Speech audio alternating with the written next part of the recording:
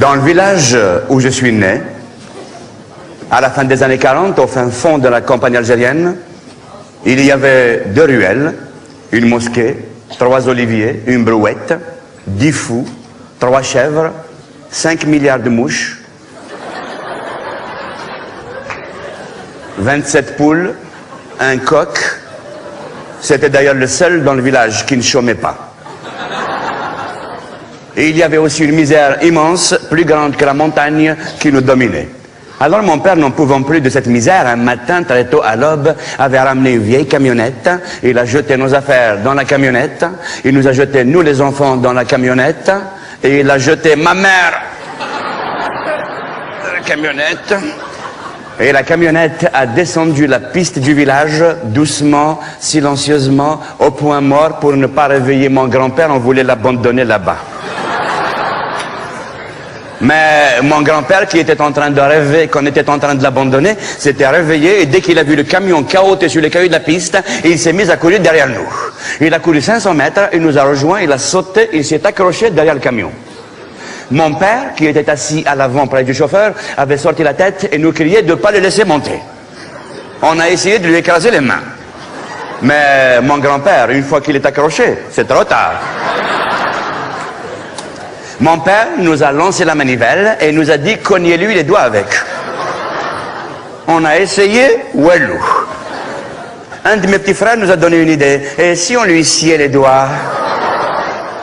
On a tous sauté sur une vieille scie qui se trouvait là, dans le fatras du déménagement, et on s'est mis à lui couper les doigts un par un, tout en se passant la scie pour faire plaisir à tout le monde.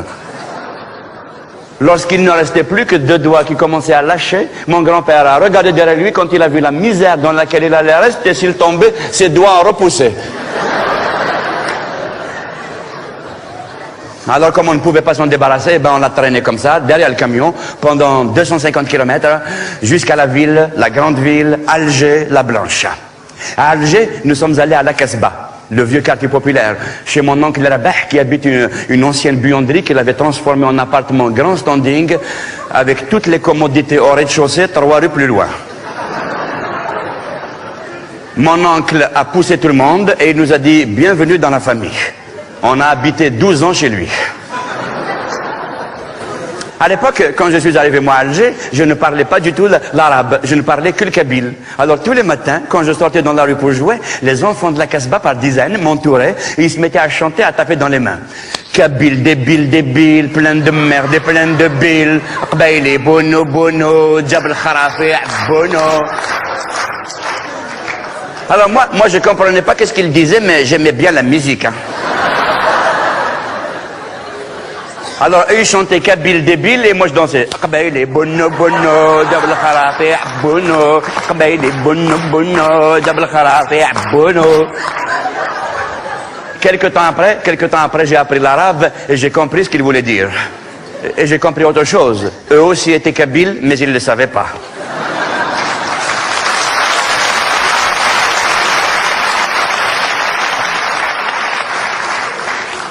Quelques jours après notre arrivée à Alger, mon père a trouvé son premier travail comme éboueur à la voirie municipale. Tous les matins, avec mes frères et sœurs, on montait à Bab Jdid, sur les hauteurs de la Casbah, et on se mettait sur le trottoir du boulevard de la Victoire, et on attendait. On était heureux de voir arriver le camion d'ordures avec mon père debout sur le marchepied à l'arrière de la benne. On était fiers de lui. Et Bougelb. Et quand le camion arrivait près de nous, mon père nous faisait des petits signes avec la main. C'était magnifique, on dirait le général de Gaulle qui défilait. Tous les soirs, il nous ramenait du chocolat, du fromage, des pantalons et des chemises, des crayons et des cahiers triés dans les ordures. Ah, c'était la belle époque, hein. Puis, quand la guerre d'Algérie a éclaté en 1954, mon père, de par sa fonction, est entré naturellement dans le terreau de la Révolution. Au début, il n'était qu'un simple exécutant dans les réseaux de la guérilla urbaine, puis petit à petit, il a pris de l'importance, il est monté dans la hiérarchie, et un jour, il a créé son fameux groupe, le Commando des ordures d'Alger. Un jour, ils ont arrêté mon père, ils l'ont coincé, il a fait 3 ans de prison. Ma mère était très contente le jour où mon père est allé en prison. 3 ans de vacances. C'était les seules années où ma mère n'a pas accouché.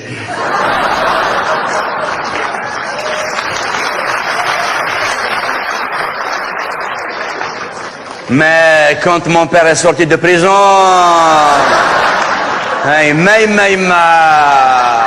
il s'était rattrapé. Hein. Tous les 3 mois, j'avais un frère nouveau.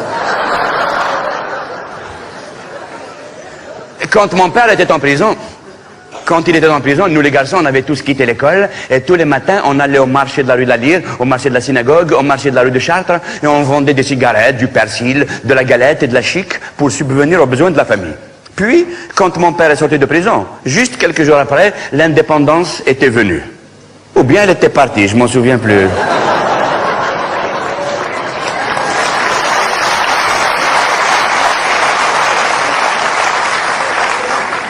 En tout cas, elle est passée très vite, on n'a rien vu. Hein.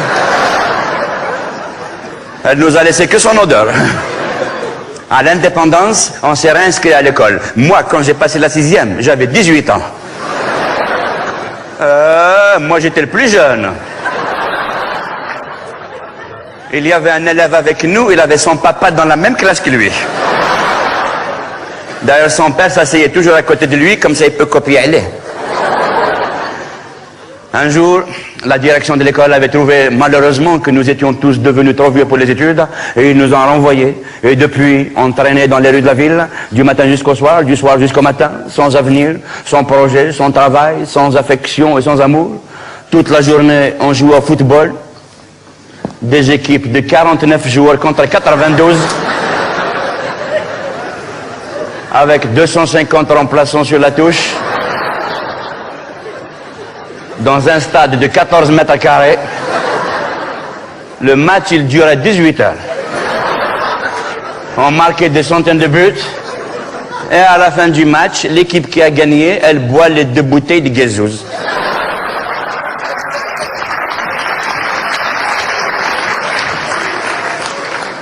Les 2 bouteilles de limonade qui nous attendent dans un seau de glace chaude posé sur la touche. Mais tous les après-midi, à 5h30 précises, on laissait tomber le football et on allait tous se coller au mur de l'entrée de la cité et on attendait les filles qui sortaient des écoles et des collèges environnants. Alors les filles, quand elles arrivent, elles passent à côté de nous. Nous, Zama, c'est la chouma. Eh ben oui, c'est le respect, c'est la pudeur. On baissait tous la tête. Nous, on était comme ça, mais cet œil... Cet œil, il travaille. Cet œil, il va au boulot. C'est un sonar, un radar.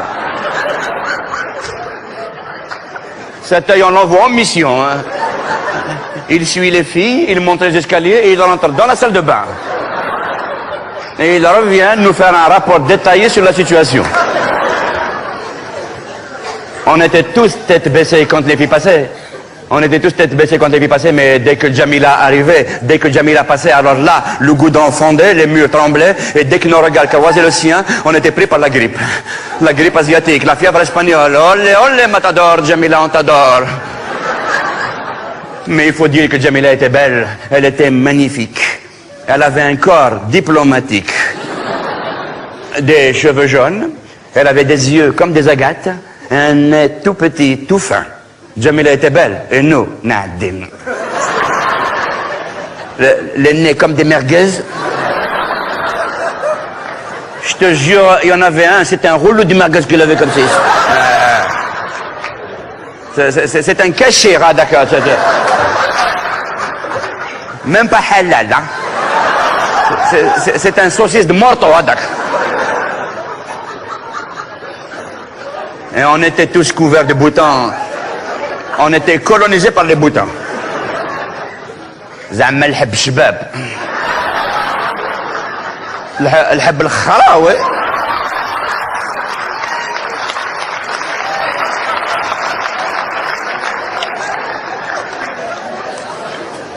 Vous traduisez à vos frères français, hein?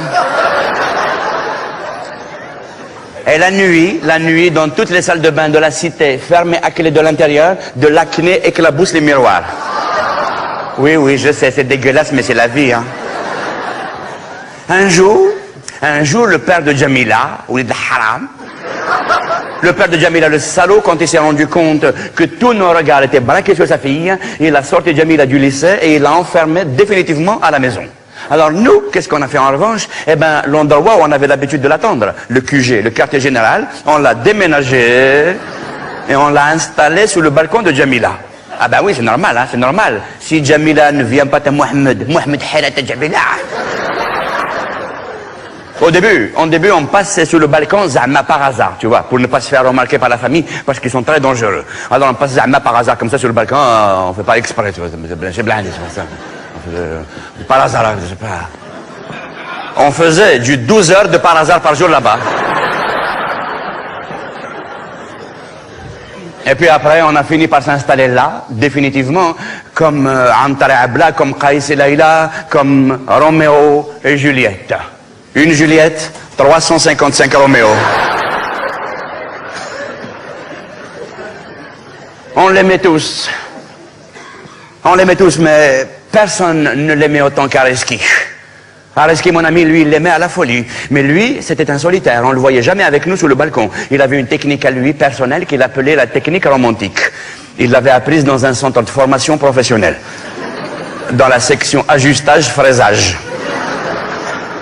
Il lui envoyait ses photos, il lui écrivait tous les jours, et en plus de cela, il lui composait de merveilleux poèmes qu'il copiait d'un livre et qu'il signait de son nom, Areski Victor Hugo. Mais je me souviens d'un poème qu'il avait composé lui-même. Pour moi, c'est le plus beau poème d'amour du monde. Je me souviens, il lui disait, « Oh, Jamila, pour toi, je peux me jeter du haut d'un bâtiment. Par amour pour toi, je peux me faire écraser par un camion. Que ce soit un semi-remorque, un bulldozer ou un dumper, je te jure sur la tête de ma mère, je t'aime plus que ne t'aime ton père. » Oh, Jamila, Jamila l'adorée, si, mi, fa, ré, do, do, sol avec toi.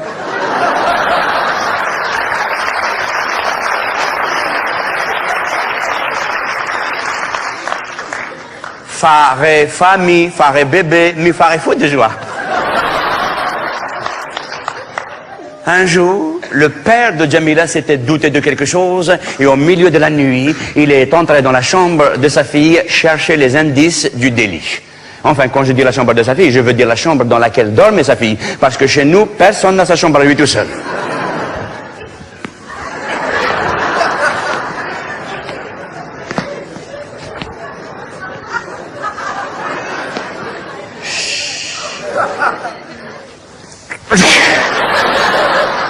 Se lo priva. Attends demain. Il a ouvert les tiroirs des commodes, il a cherché à l'intérieur, il n'a rien trouvé. Il a ouvert le placard, rien. L'armoire, rien. La khzana, ce qui est la même chose mais en arabe, rien. Et tout d'un coup, il avait passé sa main sous le matelas de Jamila et il a sorti le dossier Areski. Il a trouvé les photos, les lettres et les poèmes. Le père de Jamila était fou de rage. Pour venger son honneur, il a envoyé ses trois frères attraper Areski pour le massacrer. Les oncles à Jamila, c'est des géants. Le diamètre de leur cou est égal au diamètre des égouts de Bab el-Oued. C'est des Kabyles préhistoriques. Si tu les passes au carbone 14, tu entends le Big Bang. La preuve, l'un d'eux un jour, il a embrassé sa femme, elle est morte.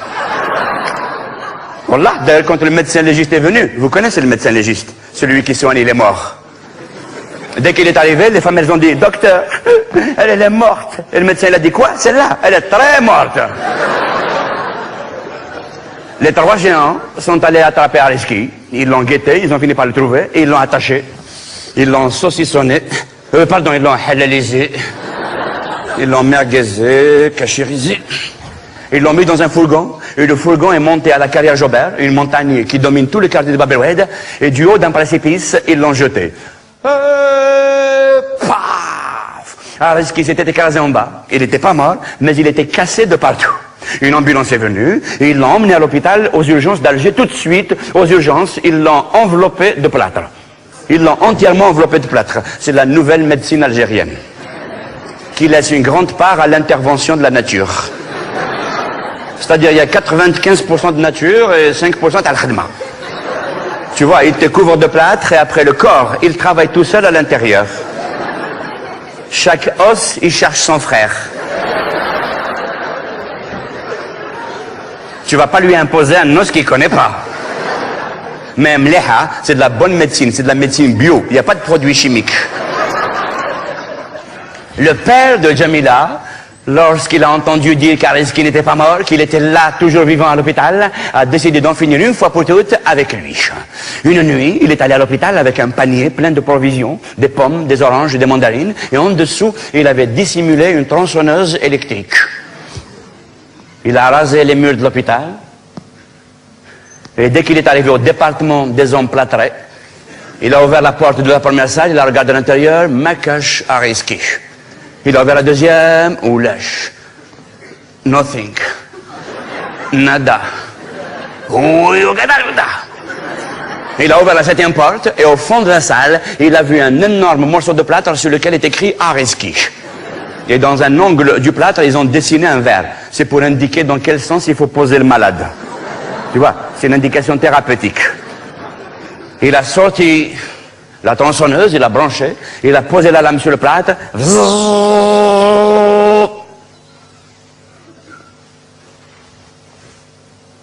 Il lui a vissé un silencieux. Oui, je sais, ça n'existe pas, mais ça m'arrange pour l'histoire.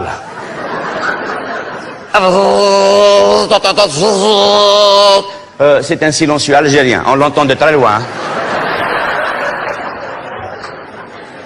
Et justement, à ce moment-là, un groupe d'infirmiers qui passaient dans le couloir avait entendu le bruit, ils ont ouvert la porte, et ils ont vu la scène. Ils leur ont sauté dessus. Areski a été sauvé, mais le père de Jamila a pu s'échapper. Le père de Jamila, c'est un renard, il est très rusé. Avant d'aller à l'hôpital, il s'était oint d'huile d'olive kabyle. Et tu aurais manisé le kavel. Ce qui fait que les infirmiers, ils n'arrivaient pas à l'attraper. Il a glissé jusqu'au centre-ville. Mais l'essentiel, c'est que Areski a été sauvé. 7 mois ou 8 ans après, je m'en souviens plus, il est sorti de l'hôpital. Et là, il a juré de ne plus jamais tourner autour de Jamila. Il a essayé de l'oublier. Pour l'oublier, il s'est mis à faire du yoga. Il a resté 1 année comme ça, dans la position dite le bourricot et Bobby. Il mangeait 20 grammes d'avoine par jour, mais il n'arrivait pas à l'oublier. Elle a hanté tous les placards de sa mémoire. Alors Areski s'est entraîné à faire de l'hypnotisme. Et il s'est entraîné pendant 3 mois, et quand il est devenu très fort, un jour, il est allé en face du père de Jamila, il lui a fait « Viens ici, Imatimak, viens là. Viens, je vais te hypnotiser. Regarde-moi dans les yeux ici, regarde-moi là, dors, regarde, otos. Ak hypnotiser adni, mak mouetsin tranquille. Dors, j'aime ta fille Jamila, je l'aime à la folie, et elle aussi elle m'aime. Donne-moi ta fille Jamila en mariage, donne-moi ta fille Jamila. » Et le père de Jamila lui a donné un coup de poing dans la gueule. Le père de Jamila, il est inhypnotisable. C'est un bourricot, il n'y a rien à hypnotiser. Il n'a même pas la matière d'hypnotisation dans la tête.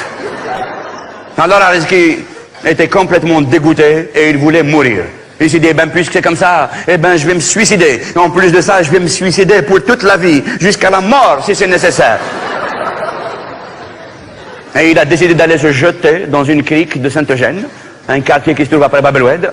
Et en passant dans une ruelle du quartier, le regard d'Areski a été attiré par un très vieux livre recouvert d'une peau de chèvre, posé sur l'étalage d'un bouquiniste. Il a suivi les pointillés, là, tic, tic, tic, tic, tic. Il a pris le livre, il a ouvert l'Évangile selon Saint Matthieu. L'Injil Nsidna Matthieu. Et il s'est mis à lire des passages au hasard. Tu aimeras ton prochain. Aimez-vous les uns les autres. Tu ne tueras point. Dieu est amour. Et ça lui a plu. Il a acheté le livre et il a décidé de remettre son suicide à plus tard. Non, mais il faut le dire très franchement. Dès le début, l'idée d'aller se suicider en se noyant lui faisait très peur parce qu'il ne savait pas nager. Il est revenu à la maison, et pendant des mois, il s'était plongé dans la lecture de l'Évangile, et petit à petit, il est entré en osmose, en symbiose avec Jésus-Christ. Et quand il a vu que Jésus faisait des miracles, il multiplie les pains, il marche sur l'eau, des fois il transforme l'eau en vin pour boire un coup avec les copains. Et il s'est dit, eh ben tiens, moi aussi je vais lui demander un miracle, peut-être qu'il peut m'aider. Il a ouvert l'Évangile sur un dessin, une gravure de Jésus-Christ. Il l'a regardé dans les yeux, il lui a fait « Oh Jésus, oh Sidna Issa ». Sidna Issa, c'est le nom de Jésus en arabe. Hein. En fait, c'est le vrai nom. Hein. Bah oui, bien sûr.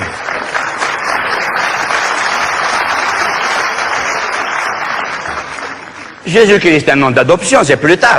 Mais à la base, c'est Sidna Issa, il s'appelait Sidna Issa. Il vient de chez nous, hein, c'est un homme du Sud. Hein. Bah oui, c'est un immigré comme nous. Hein. Sauf que lui, il a une carte de résidence de 2000 ans.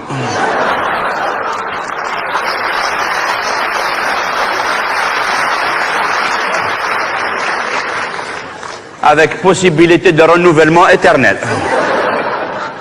Et nous, pour gratter un an, il faut que tu laisses ta mère en otage à la préfecture.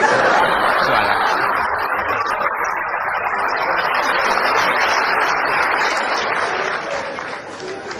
Il a regardé dans les yeux, il lui a fait « Oh Jésus, fais un miracle, dire-moi, Jésus, Sidna Issa, fais-moi oublier Jamila, efface-la jamais de ma mémoire. » Tout d'un coup, de la fumée est sortie dans les pages, la fumée a rempli toute la chambre, la fumée peu à peu s'est dissipée et Jésus apparut. Oh, pardon. Jésus a regardé Arezki et il s'est avancé vers lui.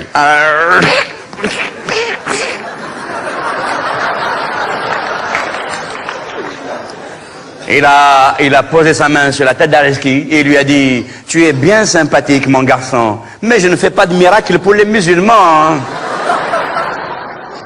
Tu étais trompé de livres et l'Aziz. Mais c'est pas mon département. » Alors Arezki, n'ayant été sauvé ni par le yoga, ni par Jésus, ni par l'hypnotisme, a décidé d'aller encore plus loin. Il s'est mis à faire de la magie noire, la sorcellerie, le shour et hshkoulen. Il s'est entraîné pendant 2 ans chez une magicienne mauritanienne. Je dis mauritanienne parce que la dernière fois j'ai dit une magicienne marocaine et j'ai eu des problèmes avec le public. Voilà, comme ça, tranquille. Ah oui. Comme ça, je l'ai délocalisé. Pas de risque. La Mauritanie, au moins, c'est tellement loin, même les Mauritaniens ne savent pas où ça se trouve. Alors donc, pendant 2 ans, la magicienne mauritanienne lui avait appris tous les plus grands tours de magie. Et en plus de cela, il s'était mis en relation avec tous les plus grands sorciers du monde qui lui envoyaient toutes les formules, les concoctions et les potions magiques. Et toutes les nuits dans la cité, on entendait Arezki hurler au loup. Et on l'entendait faire des séances de vaudou, du vaudou africain, brésilien, haïtien. Et il faisait du macumba. Humbala, humbala, humba, humba, oulala. الملح ها ها همبلا همبا همبا هولالا ها ها همبلا همبا همبا هولالا لا لا لا همبلا همبا همبا هولالا ها ها همبلا همبا همبا هولالا شلاوش شلاوش همبلا شلاوش شلاوش شلاوش همبلا الملح.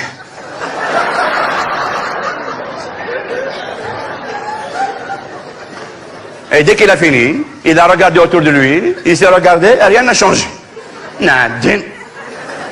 Alors là, il s'est mis en colère et il a bu toutes les potions, il a mangé toutes les formules, il a récité toutes les récitations magiques et tout d'un coup, rik, rak, rtug, zvot, il s'est transformé, ra. Il s'est transformé, ra.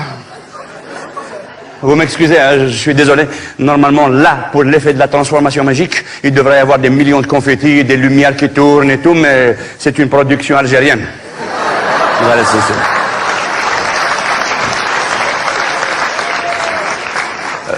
3 confettis.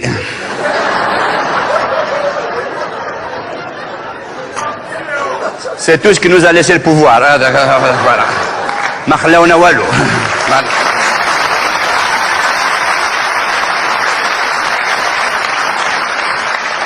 Et même ça, ils m'ont dit, tu les ramènes après quand tu reviens, hein. Tu vas pas laisser les Français vont profiter, hein. Alors donc imaginez qu'il y a des millions de confettis, des lumières qui tournent, et donc tout d'un coup, rik, rak, tag, zvot, Arezki s'est transformé, raf, raf, Il s'est transformé en chien. Il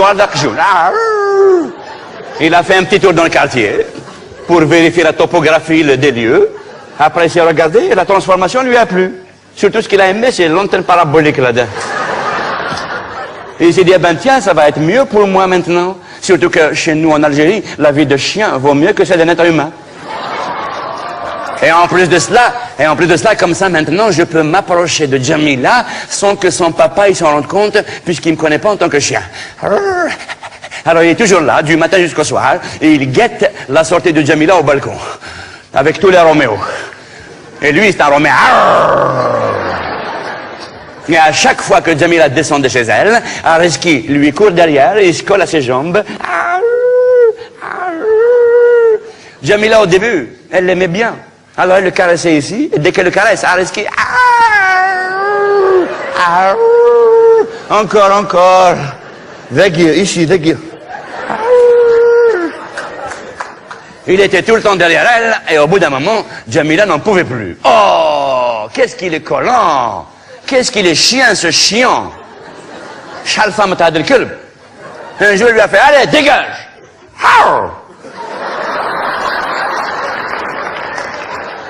Allez, fais ça, va-t'en, je te dis, Al-Wadik.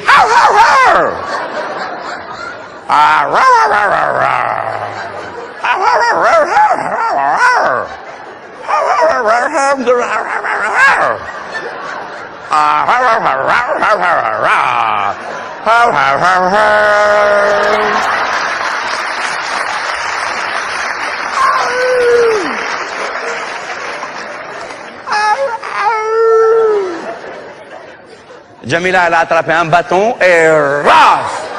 Et Areski lui a fait et en plus de ça,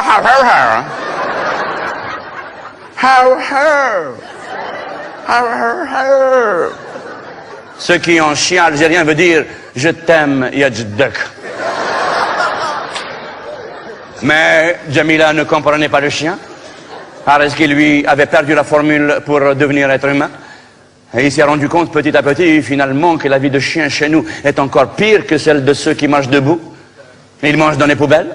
Les enfants lui attachent des casseroles à la queue. Ah, l'autre fois, il y en a un, lui a attaché une bouteille de bétagaz. Et tous les gens qui passent lui donnent des coups de pied dans le derrière. Mais ça, c'est normal, hein. Ça, chez nous, c'est automatique. Nous, en Algérie, dès qu'on croise un chien, ah, dégagez, comme c'est le prix, va, c'est l'oubli.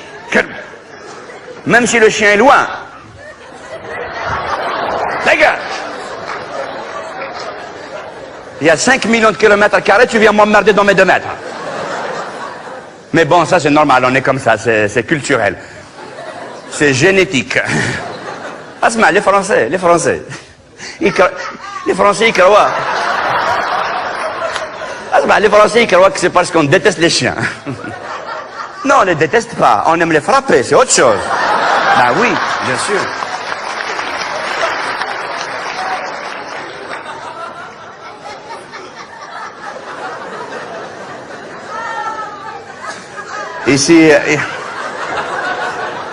Ici en France, ça nous manque, hein.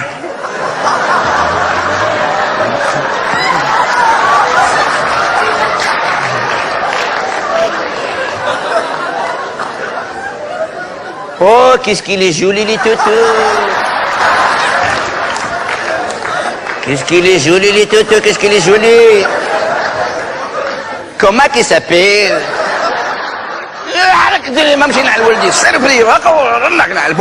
C'est le prix. C'est le prix.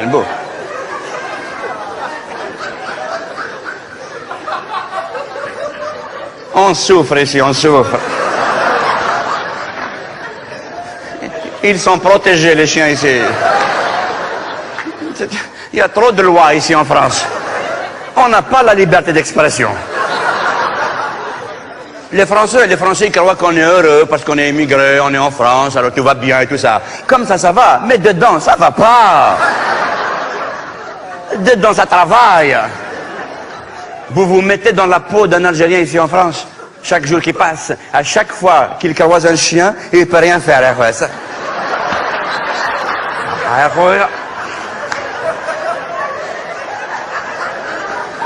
Ça fait rien, mon frère, tu as la nationalité.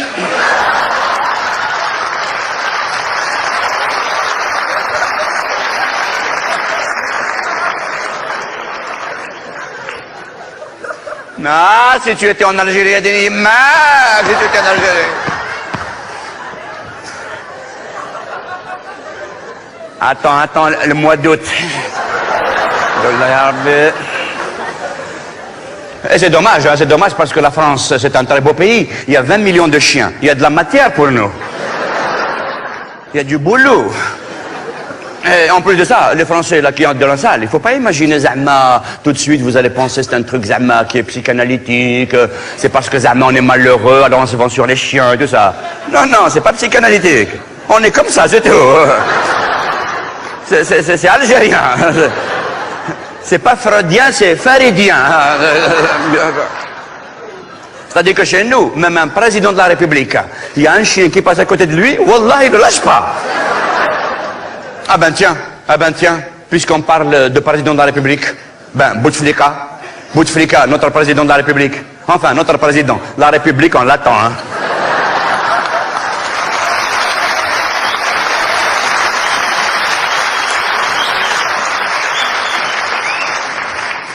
Vous vous souvenez, il y a 2 ans et demi, il est venu ici en France pour 3 jours de mission, vacances, de passage de vacances politiques. Enfin, je sais plus, enfin, il est venu traîner, quoi. Et le dernier jour, lui et le président Chirac sont sortis dans le jardin de l'Élysée pour se dire des secrets. Et ils sont sortis, et Bouteflika discutait politique avec Jacques Chirac. Oui, à la couleur, bien sûr, oui. Oui, après, oui, à la couleur, bien sûr, oui. Bien sûr. Il parlait de l'équilibre des rapports entre l'Algérie et la France.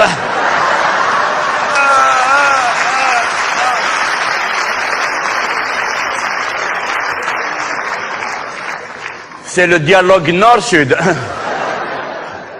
Et à un moment donné, il y a Madame Chirac qui arrive comme ça, elle rentre discrètement pour ne pas gêner, elle rentre dans le jardin et elle avait un chien. Enfin, quand je dis un chien, c'est pas un vrai chien, c'est le truc là, comment on appelle ça le truc là? Comment on appelle ça le trait blanc avec une ficelle là, comme ça là? Un caniche, voilà, c'est ça. C'est un caniche, mais c'est vrai, c'est pas un chien, un caniche. Wallah, ma quel badak. Un kniniche, un quininiche, c'est pas un chien. C'est un chien transgénique, c'est un OGM de chien, c'est pas un vrai chien. Non mais qu'est-ce que c'est qu'un caniche? Scientifiquement, qu'est-ce que c'est qu'un caniche? C'est un tricot avec des pattes. D'ailleurs, je me demande pourquoi ils lui mettent une laisse. Tu le mets dans la carte orange des marques. Dès que Bouteflika, il a senti du chien, il savait plus où il était, qu'est-ce qu'il fait. Il n'entend plus et tout d'un coup il dit à Chirac, Monsieur le Président, je m'excuse, je te laisse l'Algérie, je te laisse tout, mais laisse-moi les clibous là. De toute façon, je ne peux pas me retenir, je ne peux pas résister. Il a le waldik, dégage d'ici, saloperie, va. Et Madame Chirac se retrouve à la ficelle. Oh, il est où le truc, là? Et Bouteflika revient vers Chirac. Qu'est-ce que c'est Chirac? On est venu parler politique, attends, tu vas venir à Alger, je vais te ramener un bourricot de l'Mithaqana. Et puis d'abord, qu'est-ce qu'elle fait ta femme dehors? Hein? Elle traîne dans les jardins, hein? J'ai ramené ma femme, moi. Bon, nous on est comme ça, mais ici en France, vous avez remarqué, les chiens ils sont bien traités, hein? Moi j'ai vu des chiens avec les costumes, avec brushing, tout ça, le nœud papillon, avec le sac à dos derrière, portable.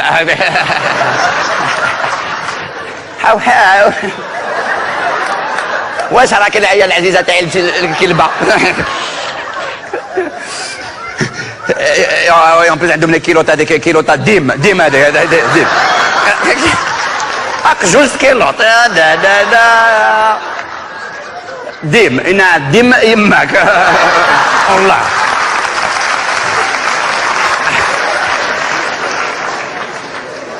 Et en plus de ça, ici en France, ici, ils les chouchoutent, ils les caressent, ils les bichonnent, ils les embrassent sur la bouche.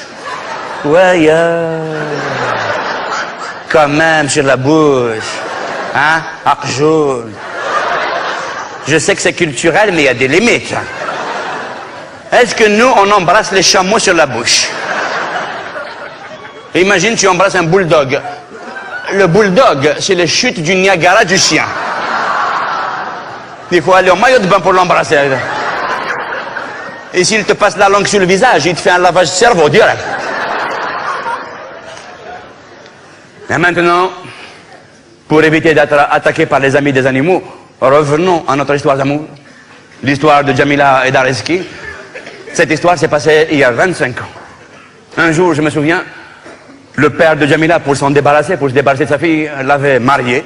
Enfin, il l'avait vendue aux enchères. Un homme qui avait 3 fois son âge. Je me souviens, quelques mois après, c'était l'été, la saison des mariages chez nous. Un cortège de Mercedes était venu dans la cité, emmener Jamila dans sa nouvelle demeure. Jamila était magnifique dans sa robe de mariée. Elle est montée dans une Mercedes fleurie. Et elle est partie pour toujours, laissant derrière elle 355 Roméo et un chien. Le temps est passé. Jamila a eu un enfant. 2, 4, 8, 12. Sa beauté s'est fanée. Le sirocco de la vie a creusé des sillons dans les prairies de sa beauté. Mais c'était là qu'il fallait applaudir. C'était là qu'il fallait applaudir. C'est pas possible, ça. Une phrase comme ça, j'ai mis 4 jours pour l'écrire. Alors qu'on encourage un peu les artistes. Non, c'est pas la peine, c'est pas la peine. Non, là, c'est trop tard. Non, c'est pas la peine. Non, ça y est. Non, vous voulez vous rattraper. C'est trop tard, ça y est, là. Ça, c'est de l'hypocrisie à dire, ça y est. Allez, changez-moi le public tout de suite, ailleurs.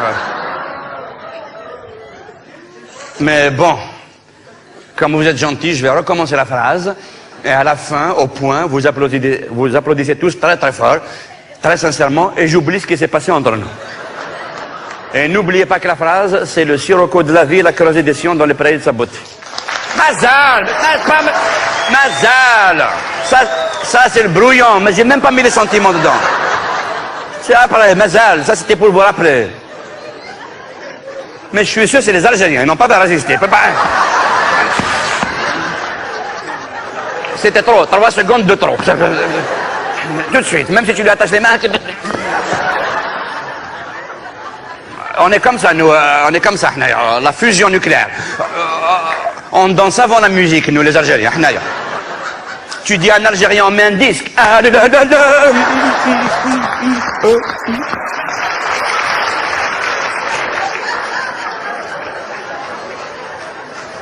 Mais attends, mets d'abord le disque.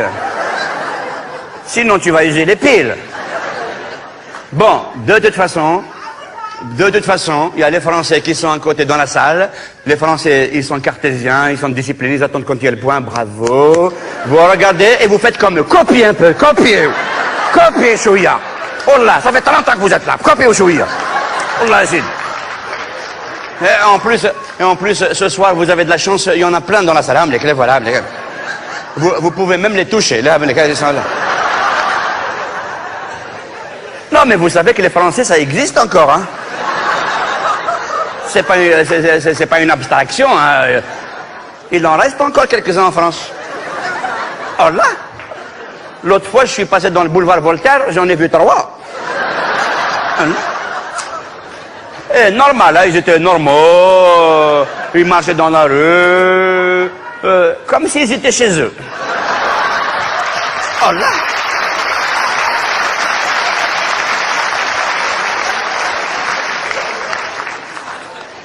Il y en avait même un qui a rasé les murs parce qu'il n'a pas fait Ramadan.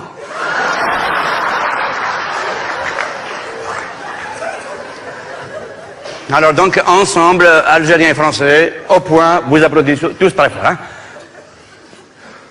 Et je recommence la phrase là. Je suis en train de me préparer, je vais le faire. Le sirocco de la... Voilà. Ça, je suis sûr, ils sont arrivés 10 jours ce matin. Voilà. Il faut leur laisser 6 mois d'adaptation. Voilà. Déjà à l'aéroport, ils étaient « Ah, je suis en France !»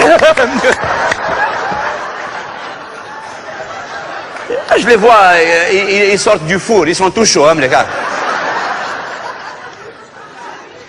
Respectez ceux qui étaient avant vous ici. Hein. Alors donc, je recommence la phrase et à la fin, Babakom.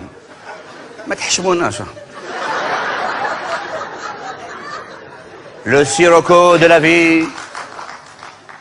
Le sirocco de la vie a creusé des sillons dans les prairies de sa beauté.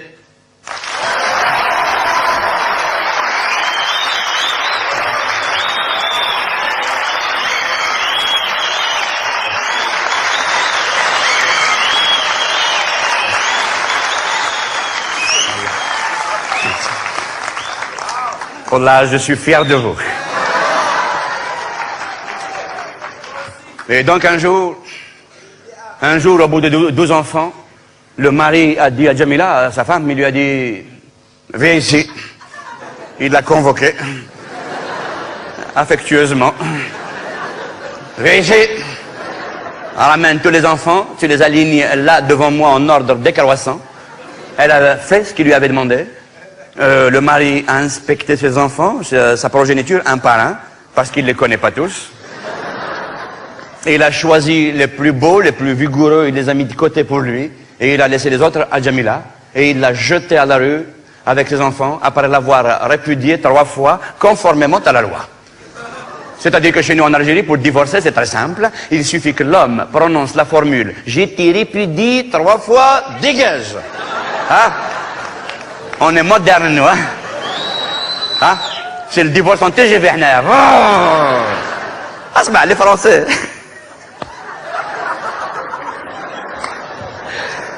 Ils me font de la peine. 4 ans pour divorcer. Da, da, da, da. Et après, ils disent que c'est nous qui sommes en retard. Mais vous êtes encore Moyen Âge.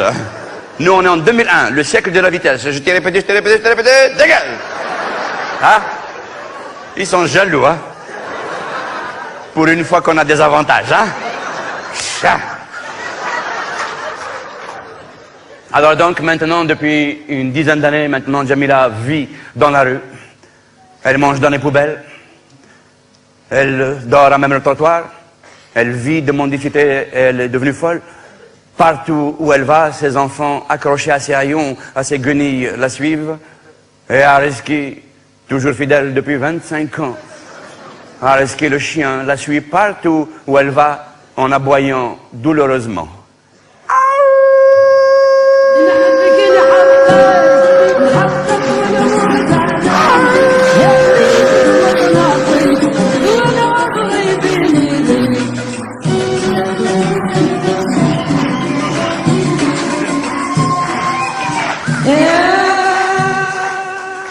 La première fois de ma vie qu'une fille m'a souri, je suis tombé dans le coma.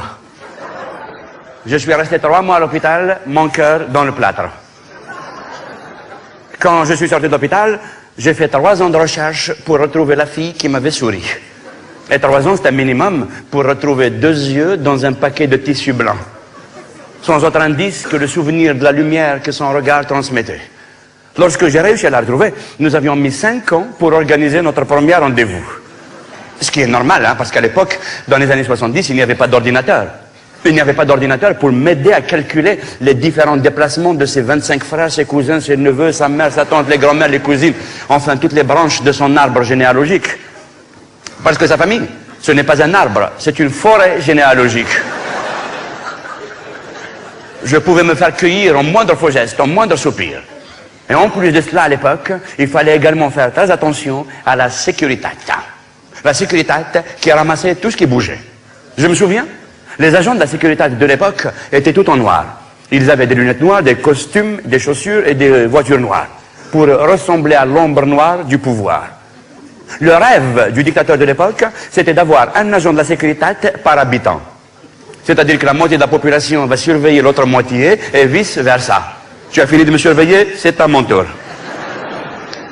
C'est-à-dire que son rêve, son fantasme, son obsession au dictateur, c'était que chacun de nous ait derrière son dos un agent de la sécurité qui le suive partout où il va. S'il va au travail, il va avec lui. Il rentre dans un café, il rentre avec lui. S'il va chez lui, il l'accompagne chez lui.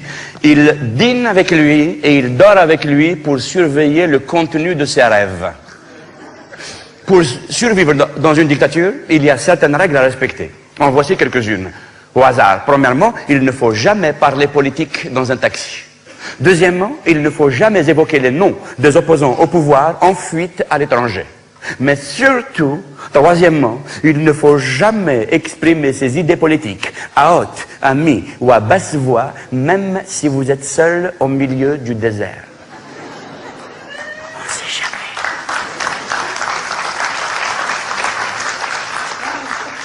On sait jamais. Bien sûr. Ferme-toi. Tu es au milieu du désert, tu crois que tu es tout seul, mais on n'est jamais seul.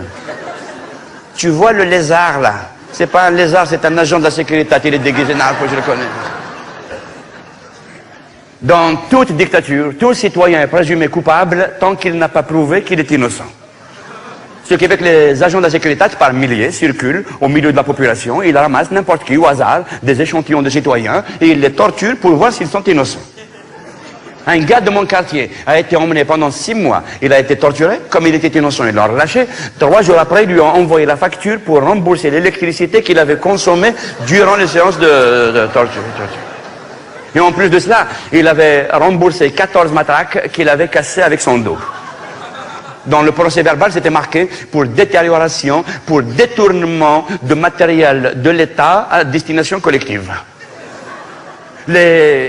Les agents de la sécurité sont destinés à coincer les individus. Mais lorsque c'est le peuple tout entier qui n'en peut plus, quand c'est le peuple qui veut changer les choses, qui veut renverser les choses, le dictateur envoie au peuple des convois de centaines de camions bleus. Sur les toits des camions bleus, il y a des canons qui lancent de l'eau chaude. Alors nous, dans les quartiers populaires, quand on va manifester, ah bah la dictature, on y va tous avec des serviettes, du savon, shampoing, la brosse à dents, la brosse à dents, ah bah la dictature. On n'a jamais d'eau dans les quartiers populaires. Alors on profite. L'eau chaude à l'œil du gouvernement. Tu profites d'une pierre deux coups. Tu fais la révolution et tu prends une douche. Ah bah la dictature. Ah bah la dictature. Ah bah la dictature. Asma yako, visez, non. Non. Bah la dictature. Mais la pression, je bime, qu'est-ce que bah la dictature. Et un rinçage général. Sahid Khouel Aziz, et à la semaine prochaine, Inch'Allah. Même endroit, même heure. C'est la douche populaire. À chaque fois qu'on a envie de se laver, on organise une manifestation. À l'intérieur des camions bleus, il y a des hommes bleus. C'est des paquets de 12. Ils ont des casques, des costumes, des boucliers et de gros bâtons bleus.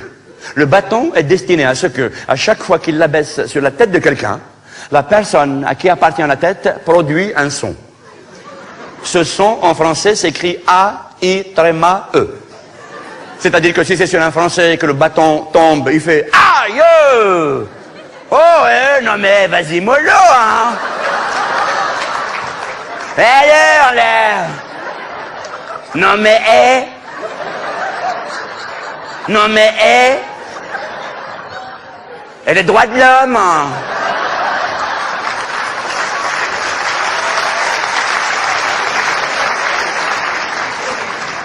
Mais si c'est sur un arabe, que le bâton tombe, il fait aïe aïe aïe aïe aïe aïe aïe aïe. Doucement, ça fait mal. Et en plus, j'étais même pas dans la manifestation. C'est tout ce que vous connaissez, hein. Tapez, tapez, tapez, hein. Les droits de l'homme. Les droits de l'homme. Hamlik les droits de l'homme. Voilà.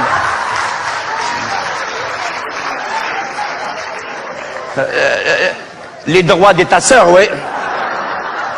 Les droits d'un nanak. Je me souviens. Oui, je me souviens pendant les événements du 20 avril 1980, il y a 20 ans de cela, c'était le printemps berbère qu'on appelait ça. C'était l'époque, la première fois où la Kabylie s'était révoltée contre le pouvoir central pour réclamer la démocratie, la liberté d'expression, la langue et la culture berbère. Et il y avait des affrontements pendant plusieurs mois entre les hommes bleus et les Kabyles. Alors les Kabyles, à chaque fois qu'on leur met le bâton sur la tête, ils produisent le son « Wayavava ». Mais ça, c'est anticonstitutionnel. Ça passe pas, c'est pas réglementaire. Alors l'homme bleu, il fait « Mais qu'est-ce que c'est que ça, va là? Mais soyez civilisés. Comment ça? Moi, je te tape en arabe et toi, tu cries en kabyle. »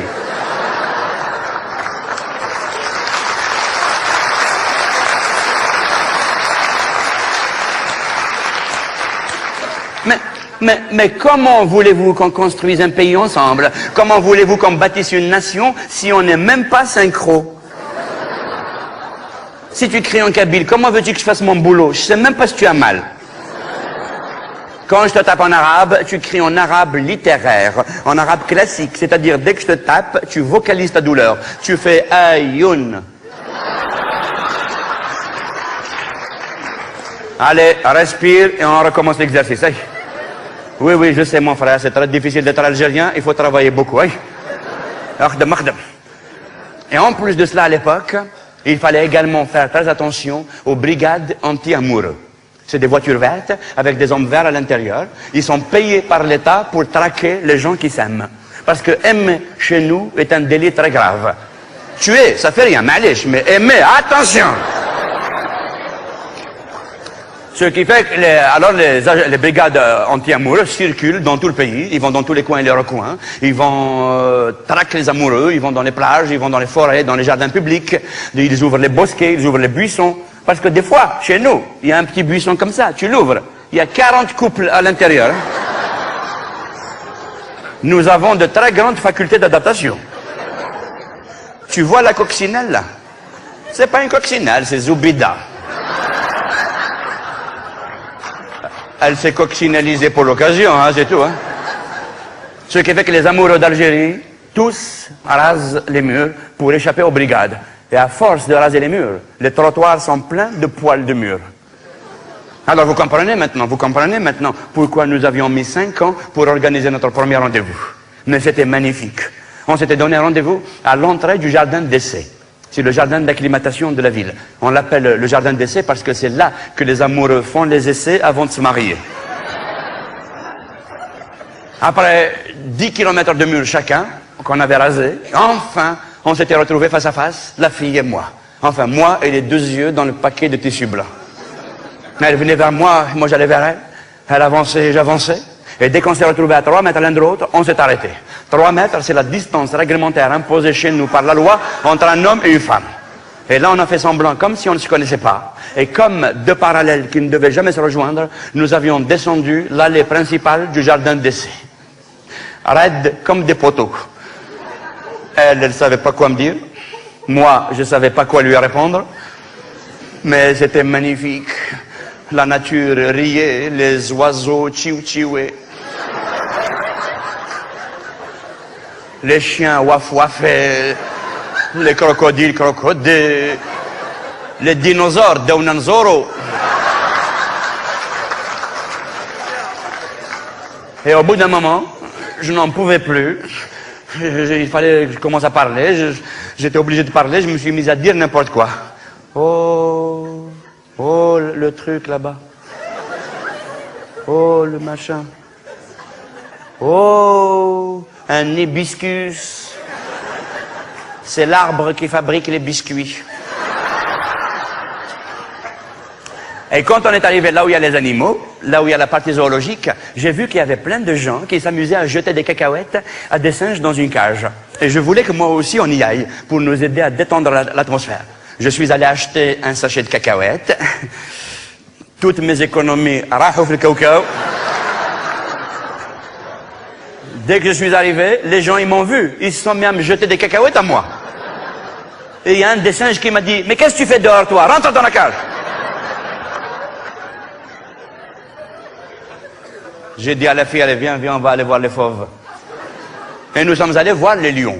Enfin, le lion. Le seul lion d'Algérie. C'est un lion complètement mtchertcher. Je te jure. Il a au moins 190 ans. Hein. Je crois que c'est le maréchal Abdelkader qui l'a offert à l'émir Bugeaud. Toutes les générations d'Algériens le connaissent. Albert Camus a parlé de lui dans ses mémoires. Guy de Maupassant lui avait envoyé une carte postale. Il a joué dans un film de Max Lander. En 1930, lors du centenaire de la colonisation, la reine d'Angleterre lui avait fait un clin d'œil équivoque. Et il est toujours là, comme un vieux fonctionnaire dans un système bureaucratique où il n'y a pas de retraite.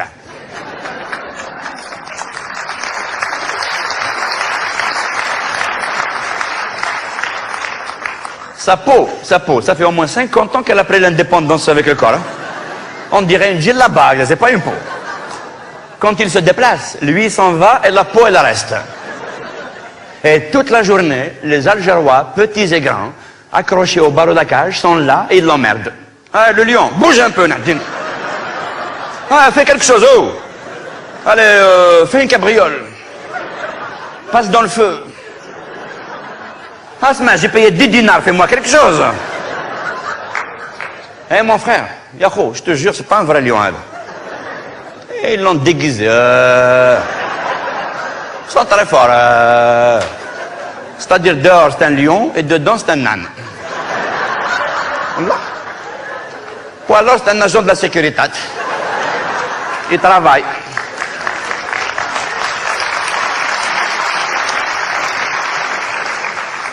Il y a même des audacieux qui ouvrent la porte de la cage et ils rentrent à l'intérieur. Salam alaikum. Waouh, c'est moi le lion, c'est pas lui. Et ils attrapent le lion par le cou, ils le soulèvent, ils prennent des photos avec.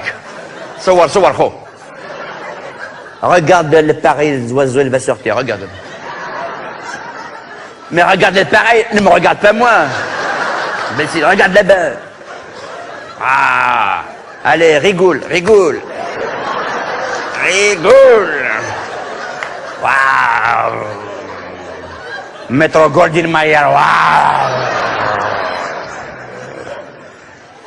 Et le chef du Bureau national de l'administration centrale démocratique, département Fauve, section Lyon, lui avait suspendu dans sa cage le portrait du président Boumedienne. Le lion, il était dégoûté. Dégoûté du centralisme démocratique. Et après cela, la fille et moi, nous avions quitté le jardin et nous sommes allés juste en face, au bord de la mer, dans une plage qui s'appelle les Sablettes. Nous nous sommes assis tous les deux sur un rocher. C'était magnifique. Il y avait la mer, les mouettes, le globe terrestre et nous deux posés dessus. C'était le plus beau jour de ma vie. Comment vous dire mon bonheur ce jour-là? Je n'ai même pas les mots qu'il faut. Ce jour-là, j'étais plus heureux qu'un Algérien qui vient d'obtenir un visa pour venir en vacances en France, travailler comme immigré toute la vie si c'est possible. Nous sommes restés 10 heures comme ça, sans bouger. Moi, le rocher, il m'a troué les fesses. Hein. Mais j'osais pas bouger. Je me suis dit, si je bouge, elle va mal interpréter mon geste, elle va s'en aller et c'est un investissement de 5 ans qui tombe à l'eau. Alors je me suis dit, Akhouya, ne bouge pas, mets des rouleaux. De toute façon, qui n'a rien ne risque rien. Et à un moment donné, je n'en pouvais plus. Et là, je me suis retourné.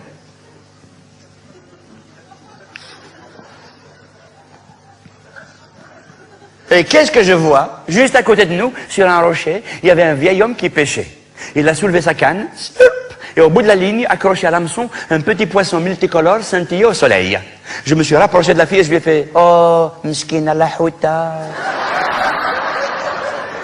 Oh, le pauvre poisson mskin. » Moi, les poissons, j'en ai rien à foutre. Hein. Je les emmerde, les poissons. De l'anchois jusqu'à la baleine, je les emmerde. Mais là, c'est la logistique.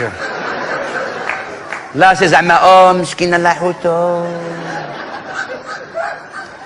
Tout en profitant pour poser ma tête sur son épaule avec la dose de sentiment qu'il faut pour l'attendrir. Dès que ma tête a touché son épaule, ma respiration à moi s'est arrêtée et la sienne s'est multipliée par 100. Je l'ai vu à la voilette qui faisait...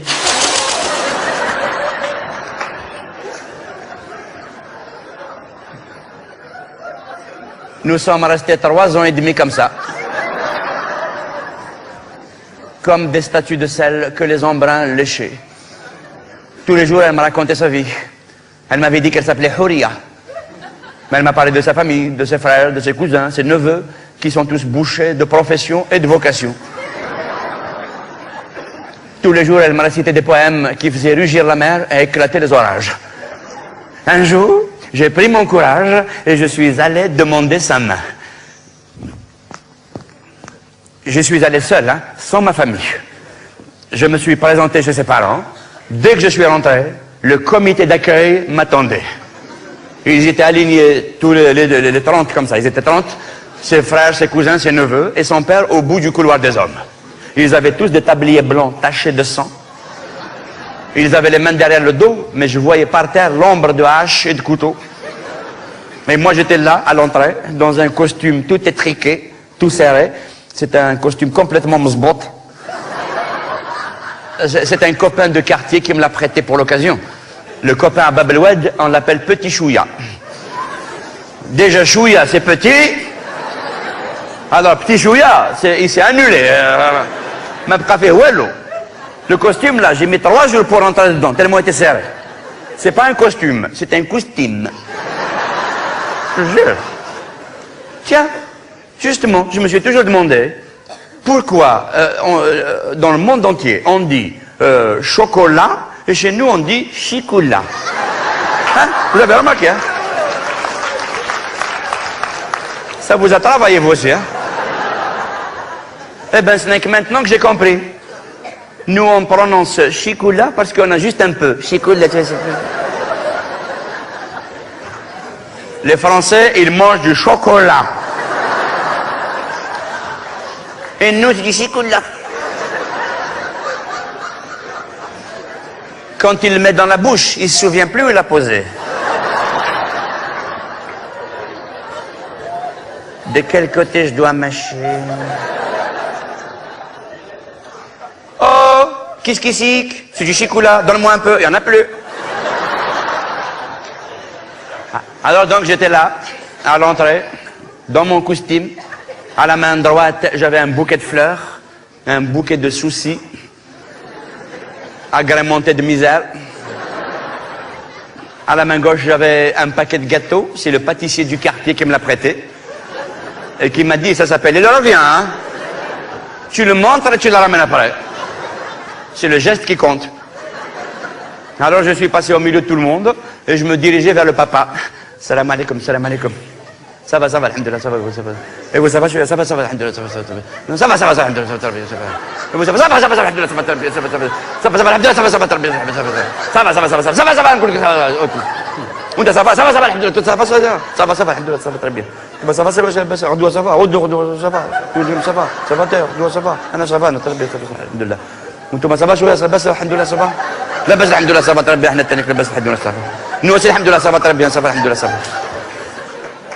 Et dès que je suis arrivé là, j'ai tendu le paquet de gâteaux. J'ai tendu le paquet de gâteaux. J'ai tendu le paquet de gâteaux au monsieur. Ah non, le gâteau, ça s'appelle, reviens. Je suis arrivé en face du père. Le père, c'était un géant. Il a fait 2 pas vers moi. Il s'est penché, il a posé son nez entre mes 2 yeux et il m'a fait « Ashut vredina dini mec !» Qu'est-ce que tu veux, enfoiré de Din Babek? Et je lui ai dit, mais monsieur, s'il vous plaît, je suis un garçon de bonne famille, mes intentions sont bonnes, je voulais juste vous demander la main de votre fille Huria. Et là, il a hurlé, Spice dik libar. Comment tu sais qu'il s'appelle Huria? Hein? Comment tu sais qu'il s'appelle Huria? C'est un bon question, ça. Hein? Comment tu l'as connu? Où tu l'as connu? Pourquoi tu l'as connu? Mais où est donc Ornikara? Il a soulevé la hache, il allait me frapper. Je reculais, il avançait, moi je reculais, tout en regardant une issue par laquelle je pouvais m'échapper. Les autres aussi avaient brandi leurs armes et avancé vers moi. Un des frères, vlouf, vers la porte, ric-rac, à double tour. Il a mis la clé dans sa poche et je me suis retrouvé collé contre la grande porte. Ils avançaient tous et juste au moment où ils allaient me frapper, je leur ai dit, mais je l'aime. Son père a hurlé, ouais, ya sagik, shmd l'haram sakhamé.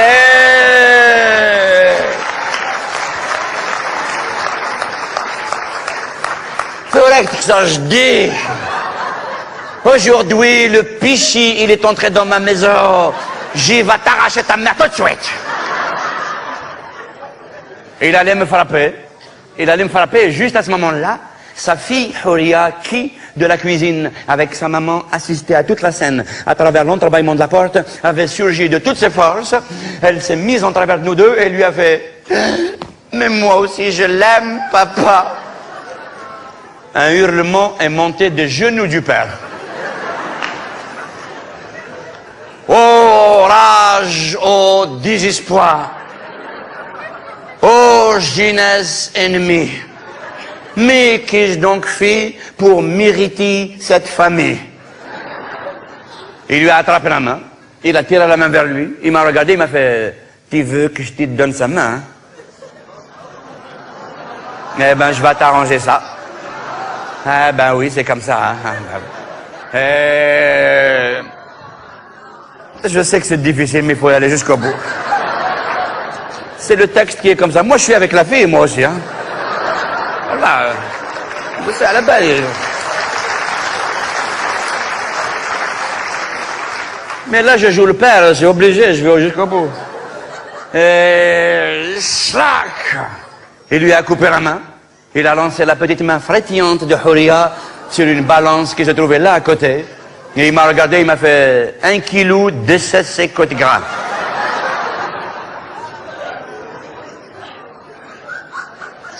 Tu veux faire une affaire, je te mets l'autre avec? Eh oui. Algerian love story.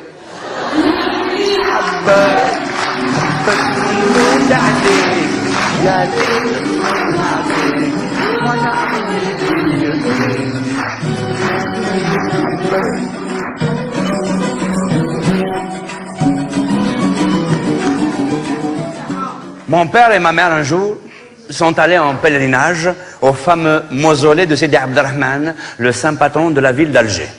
Ils sont restés là 7 jours et 7 nuits en prière et en invocation. Ya Sidi Abdelrahman, oh toi le grand marabout, toi qui sais tout et qui vois tout, toi qui commandes aux éléments, mets fin à nos tourments. Aide-nous à ne plus avoir d'enfants. On en a trop à la maison, on ne sait même pas où les mettre. Ah, Sidi Abdelrahman, ah, tu nous ranges l'affaire.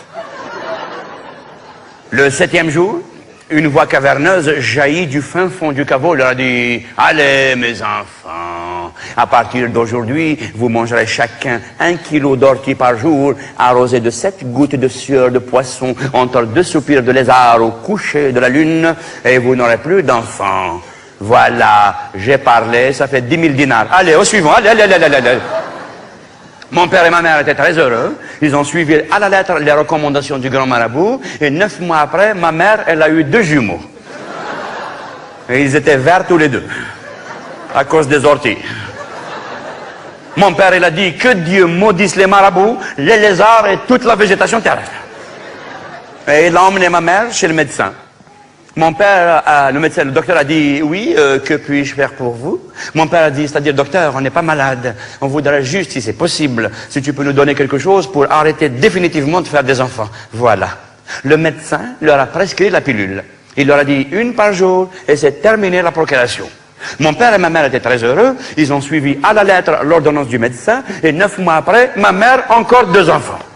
Alors mon père s'est mis très en colère, il a dit « Nadine les médecins » et il a cessé de prendre la pilule.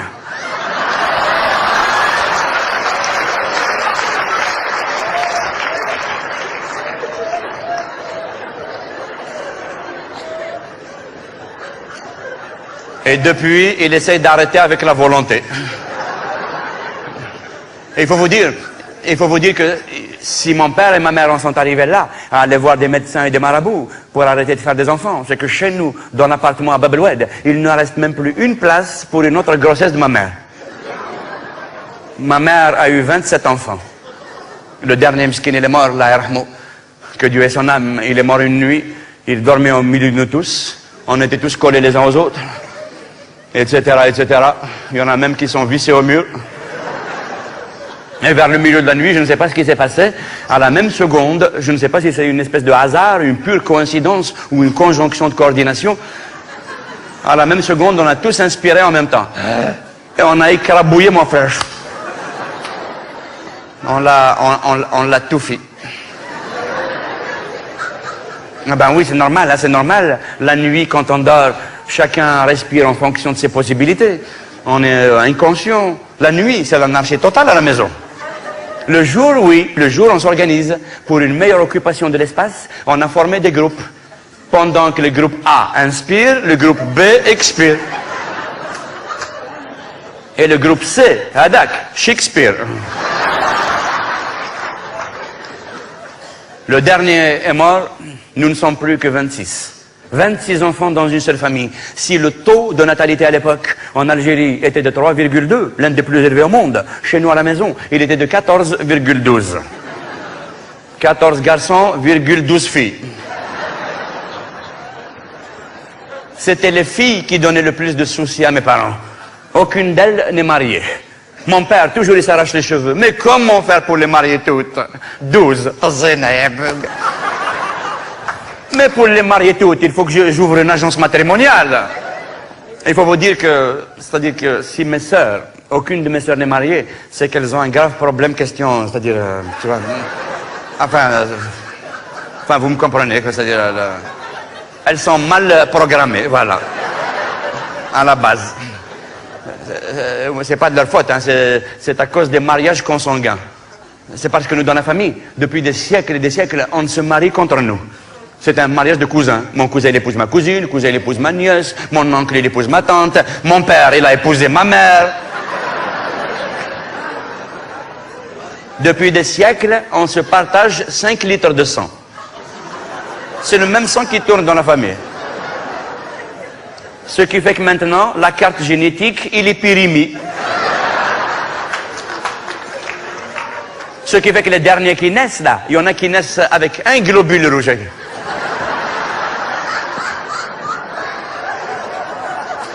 Je peux pas en avoir un bleu pour qu'il ait brille. Eh ben, dis donc, monsieur est exigeant. Ton père, il a un globule. D'où tu veux qu'il te sorte l'autre? Il y a واحد الكروموزوم ينعلبوك.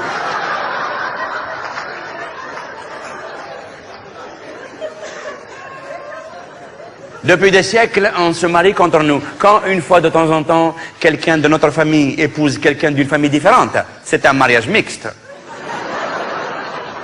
Alors vous voyez qu'est-ce que ça donne? Encore moi ça va. Ah oui, je suis l'un des modèles les mieux réussis.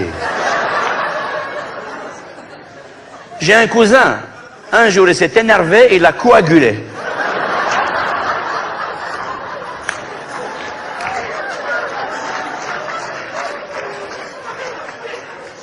Alors, tous comme on est, on vit tous dans un 3 pièces, cuisine, pardon, non, 2 pièces seulement parce que la 3e pièce est occupée par mon oncle, sa femme et ses enfants qui sont chez nous provisoirement depuis 1964. C'est-à-dire, quand ils sont arrivés il y a 40 ans, mon oncle avait dit à mon père, qui est son frère, lui a dit, ne t'inquiète pas, hein, juste quelques jours, hein, on est de passage, c'est-à-dire, hein, le temps qu'on trouve quelque chose, on est chez toi en transit temporaire, hein, ne t'inquiète pas. Eh bien, depuis 40 ans, mon père, à chaque fois qu'il s'énerve, il lui dit, mais toi, ce que tu m'as fait là, ce n'est pas du transit temporaire, c'est de l'immigration clandestine. Si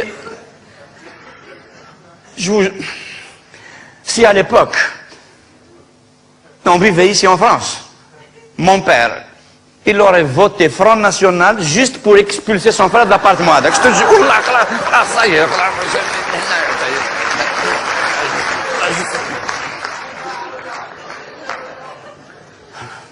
Mon oncle et sa femme, mon père a tout essayé pour essayer de le sortir de là. par tous les moyens, il n'est pas réussi. Par la voie légale, par la voie ferrée, par la voie lactée, ils sont toujours là. Alors, mon oncle et sa femme, qui est approximativement ma tante, ils ont 13 enfants. Enfin, jusqu'à ce que je sorte de la maison ce matin. Hein. Ah ben oui, parce que ma tante, elle est rapide. Hein. Ma mère est rapide, mais ma tante, ouais, ma tante, des fois, elle est normale, elle me dit, passe-moi le sel, je lui passe le sel, elle est enceinte. Et quand je lui passe le poivre, il n'y a plus rien. Oh! Il est où? Eh ben, elle est sortie jouer dehors, hein.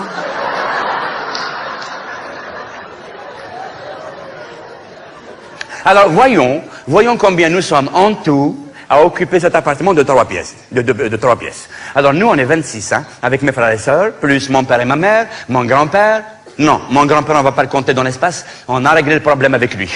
Comme on habite au 5e étage, du balcon, on a fait sortir une planche et il est accroché là-bas. Mon grand-père à Bab el-Oued, on l'appelle Mohamed Ben Batman.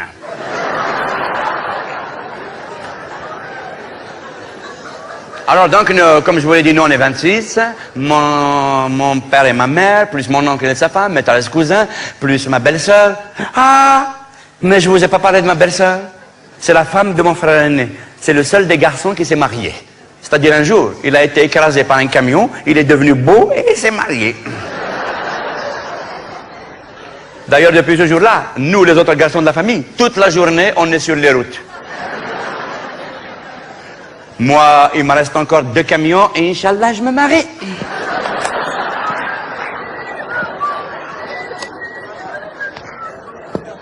Je vais juste arranger ce côté, c'est bon.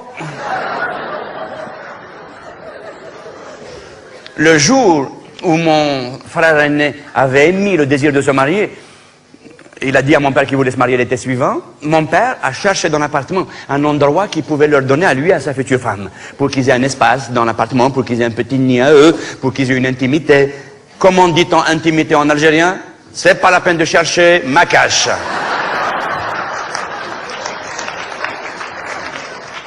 Nous, on n'a que les embouteillages. Ah ben tiens, à propos d'embouteillage, vous connaissez tous l'histoire du gars à Alger qui a 14 enfants, qui vit chez son frère qui lui-même en a 18, dans un 2 pièces et demi. Une nuit, le gars était complètement dégoûté. Il était saoul, il traînait dans les rues, il était désespéré, et tout, il voulait mourir. Et tout d'un coup, en marchant dans les rues au milieu de la nuit, il a buté contre quelque chose, il a failli se casser la gueule, il s'est retourné en colère, il allait donner un coup de pied. Et il voit par terre une bouteille. Une magnifique bouteille telle qu'il n'en avait jamais vue de sa vie. Oh là là, la bouteille, qu'est-ce qu'elle est jolie!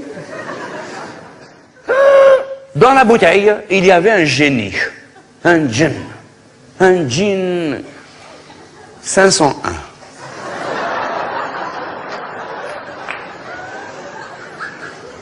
Le petit génie dans la bouteille lui faisait, au gars, lui faisait ouh, ouh, ouvre.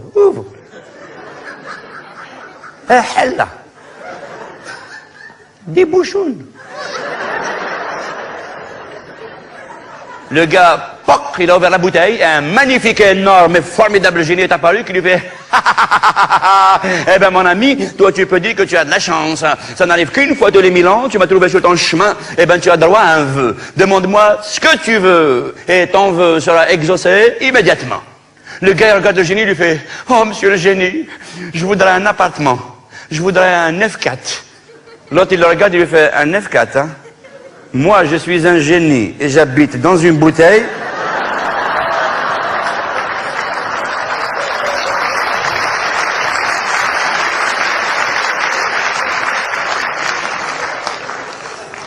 Et voilà, tu avais une chance, tu l'as merdé. Après quelques jours d'investigation, mon père a trouvé que le seul endroit où il était possible de caser mon frère et sa future femme, c'était la baignoire. Il leur a dit, mes enfants, je veux bien vous donner la baignoire, mais à une seule condition, qu'elle soit toujours remplie d'eau, parce que chez nous, il nous coupe l'eau 27 jours sur 7. Mon frère et sa femme ont accepté, ils ont dit, il faut savoir se sacrifier.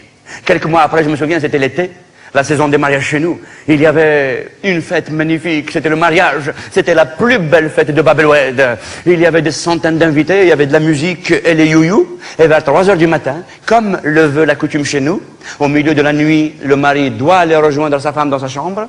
Ma belle-sœur barbottait déjà dans la baignoire nuptiale.